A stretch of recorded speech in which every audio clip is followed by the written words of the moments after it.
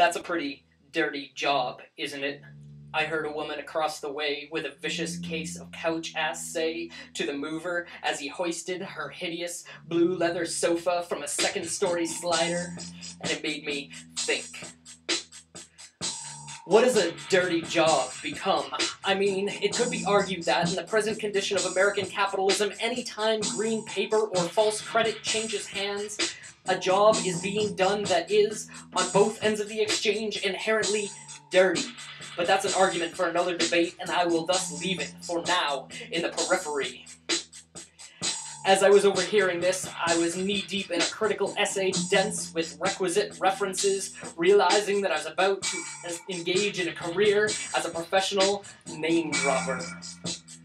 Realizing it is apparently rather uncouth to begin a piece of writing without the required, however unrelated or irrelevant quotes from Greenblatt, Jameson, Fry.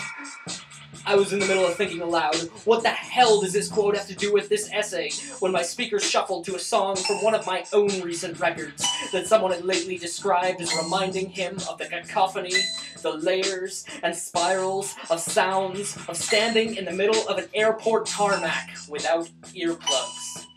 I think it was intended, and thus taken, as a compliment. And I recall my meticulous attention to the texture of the dirt on the beat and the cloudy veil to mask my voice, and remember that this was dirty on purpose. I had worked hard to make it such. Okay then, let's break it down a bit.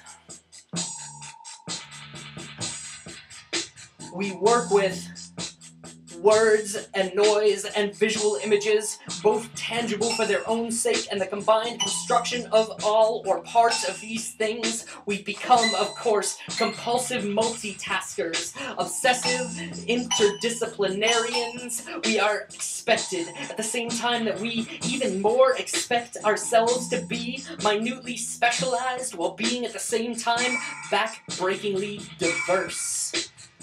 We all become jacks of all trades, though masters of one minuscule detail of how to pull all these things together to construct from it our individual, microscopically diverse niche.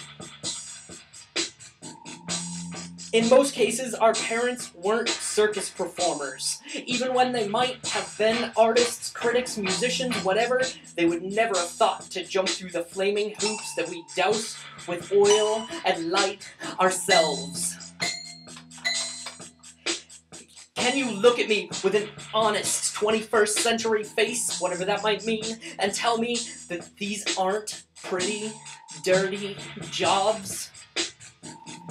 The difference I see, however, between this and how that term was used in the past is that, unlike, for instance, the garbage man, except, of course, that rare yet somehow commonplace specimen that takes such perverse pride in the beat to shit and disregarded stuffed animals that he tacks to the grill of his truck, in that we revel in the dirt. It's rather why we do the jobs, instead of a hindrance from holding them, as it might have been for prospective garbage men. Isn't that a pretty dirty job?